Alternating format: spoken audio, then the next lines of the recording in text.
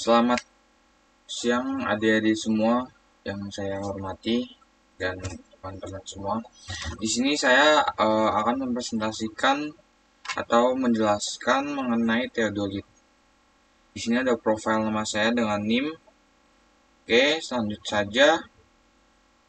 Nah, kita akan membahas pertama-tama mengenai teodolit. Sebelumnya saya sudah menampilkan sebuah tata cara untuk bagaimana sih kita menggunakan teodolit dengan menggunakan suatu game. Oke, langsung saja ke. Nah, di sini saya sudah menampilkan levelnya berapa dari sudut ke sudut, kemudian visit up. Nah, di sini antara bar per bar itu 10, kemudian nah ini crosshair fokus, jadi fokus yang digunakan teman-teman. Nah, oke, Vincenzo bubble grip di bawah 3 nih. Nah, oke, gun sight. Lanjut ke cara-cara penggunaan dari ininya, penggarisnya. Di sini sudah ditampilkan, mungkin teman-teman akan mendownload yang saya kasih. Nah, ini cara pengaturannya, nilainya berapa, tinggal atur-atur menggunakan. Nah, ini langsung ke praktek lewat game. Cuma menggunakan handphone kita bisa langsung praktek bagaimana sih cara menggunakan teodolit. Oke, next lanjut ke materi. Nah, jadi teodolit adalah alat yang dirancang untuk pengukuran sudut, itu sudut mendatar yang dinamakan dengan sudut horizontal dan juga sudut tegak. Nah, teodolit ini terbagi menjadi 3 bagian, bawah, tengah, dan atas. Mungkin saya akan menjelaskan sedikit ya TPPT ini, dan akan lebih saya jelaskan kemudian menggunakan praktek langsung. Nah, ini bagaimana sih cara penggunaan teodolit digitalnya? Alatnya diletakkan di atas patok, kemudian pengunci kaki statif dikendurkan, kemudian gelembung nifo diatur, mengatur salah satu nifo tabung di pinggir. Nah, mungkin saya akan jelaskan lebih lanjut di video langsung pemraktekan yang kita pelajari nanti. Nah, di sini ada cara penggunaan alat, memasukkan baterai, kemudian menghidupkan display. Ini khusus teodolit ini ya teman-teman, yang digital. Kemudian untuk membaca sudut vertikal, teropong diarahkan secara vertikal. Nah, ini sesuai tadi yang saya tampilkan video ya teman-teman. Kemudian nah ini bagian-bagian dari alat yang nomor 1 sampai 15. Di sini nomor 1 ada nifo kotak. Ini nifo kotak itu untuk pengaturan apa sih, apakah teropongnya itu lurus atau tidak, lem pengunci, penggerak halus. Nomor 4 ada tempat baterai. Di tempat baterai, kemudian penggerak halus lingkaran horizontal. Nih di sini ada penggerak halus untuk menggerakkan bagian-bagian di daerah di situ. Nah, di sini ada klem pengatur fokus benang, tombol menyala atau mati, nifo tabung, display, semua. Nah, di sini ada teodolit konvensional. Tadi kan saya membahas mengenai digital ya, teman-teman.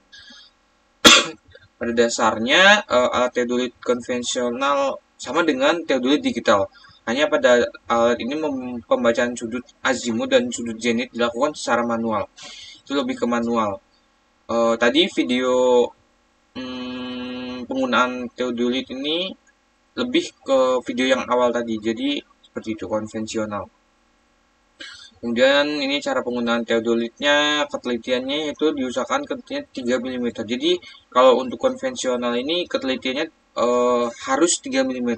Kalau itu lebih, itu bakal mempengaruhi hasil dari data yang akan diajarkan teman-teman. Nah, ini contoh teodolit. Nah, ini akan saya bahas lebih lanjut nanti di video selanjutnya. Keterangannya di sini ada keterangan mungkin hampir sama yang tadi. Nah, ini cara membaca skala nominusnya. Sudah saya spill sedikit tadi di awal supaya teman-teman mempunyai gambaran dari teodolit ini. Ini skalanya 280 derajat lebih 25. Jadi skala 6 minusnya itu 2 30 menit. Nah, di sini ada fungsi-fungsinya dari bagian-bagian tertentu yang paling penting dari teodolit. Teman-teman harus dihafalkan. Kalau dihafalkan mungkin nanti saat pemraktekan susah. Oke, saya akan tampilkan videonya. Materi yang saya akan ajarkan adalah mengenai tata cara penggunaan teodolit. Nah, ini akan berguna untuk adik-adik kita yang di bawah kita, mungkin angkatan 2023 dan seterusnya. Nah, pertama-tama saya akan menjelaskan tentang teodolit. Apa sih yang dimaksud dengan teodolit ini?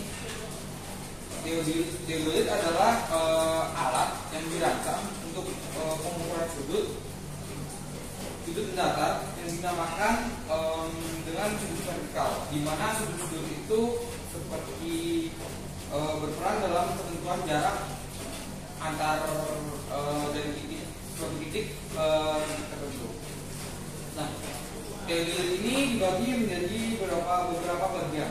Yang pertama bagian bawah, bagian tengah, dan juga bagian atas.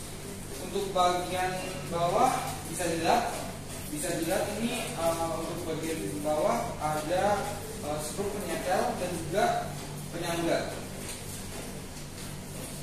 Nah, ini skrup penyetelnya berbentuk seperti kerucut ya teman-teman, lingkaran.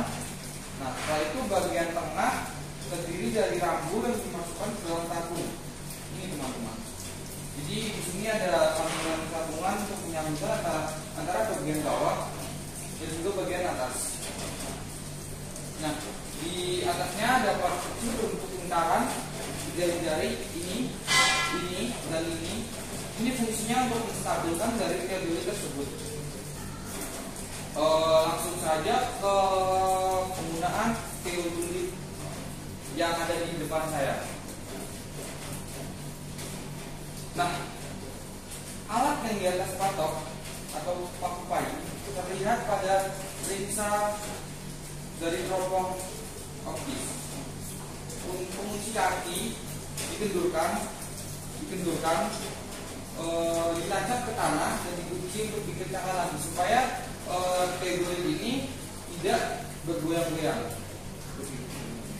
Nah, untuk mengatur bagaimana nih stabilan teodolit antara bawah dan atas, di sini ada contoh gelembung hipo untuk mengatur tepat pada di tengah supaya tidak bergetar atau bergerak-gerak. Untuk mengatur skrup pengatur hipo, kita hanya cukup untuk menggerakkan bagian bawah supaya stabil, sehingga dalam meneropong suatu objek bisa berlaksana dengan baik. Yang selanjutnya ada cara penggunaan alat. Nah, cara penggunaan alat ini pertama, kalau misal alatnya menggunakan teodolit digital, kita itu harus memasukkan baterai ke dalam tempatnya. Setelah itu ada yang namanya mengatahkan optis ke atas. Jadi sebelumnya optisnya itu menghadap ke bawah seperti ini teman-teman. Setelah itu kita ke ataskan seperti ini. Supaya apa? Nah, seperti ini teman-teman. Setelah itu kalau alatnya digital, kita harus mengirimkan display. Karena ini alatnya tidak digital, kita hanya perlu langsung meneropong teman-teman.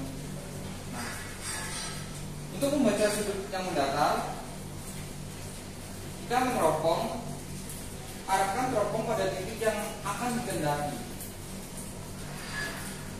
Titik yang akan dikendaki adalah tersebut. Nah, ini adalah penggaris untuk mengukur ketinggian dari sudut tertentu. Selanjutnya, untuk membaca sudut vertikal, teropong diarahkan secara vertikal dan kemudian dibaca dengan display. Nah, kita hanya perlu mengarahkan teropong dan juga mengatur display yang ada seperti ini. Oke, selanjutnya Saya akan menyebutkan bagian-bagian yang akan diatur. Bagaimana sih cara kita menerapkan dalam kehidupan sehari-hari? Klem kunci. Di sini ada klem kunci, teman-teman. Ada 3. Penggerak halus. Di sini ada penggerak halus. Untuk tempat baterai biasanya di daerah belakang ini. Dan pegangan biasanya ada di sini, teman-teman. Ini untuk memegang. Setelah itu ada lensa okuler. Lensa okuler itu ada di bagian belakang sini. Nah, mungkin nanti saya akan menjelaskan lebih lanjut tentang lensa-lensa tersebut.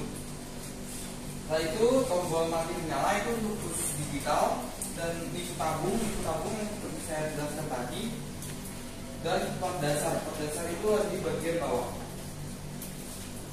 Setelah itu ada cara penggunaan teodolit 0. Nah, untuk penggunaan teodolit 0, alat dipasang di atas patok. Untuk mengetahui as pesawat tepat di atas patok atau belum, gunakan pendulum. Pendulum itu apa? Pendulum itu semacam teropong di sebelah teropong utamanya. Nah, untuk ketinggiannya yaitu mencapai 3 mm. Setelah itu sebelum digunakan alat dia itu sedemikian rupa yang saya tadi jelaskan. Setelah itu dilakukan pengaturan yang tepat dan alat siap digunakan. Nah, untuk pembacaan sudut, ini ada satu sudut ya, teman-teman. Skala utamanya ada 243 derajat 25.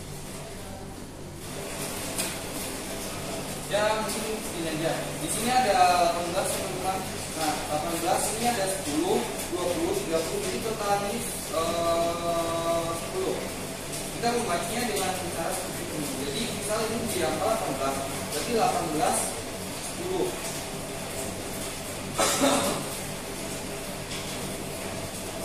Nah, sekian dari saya.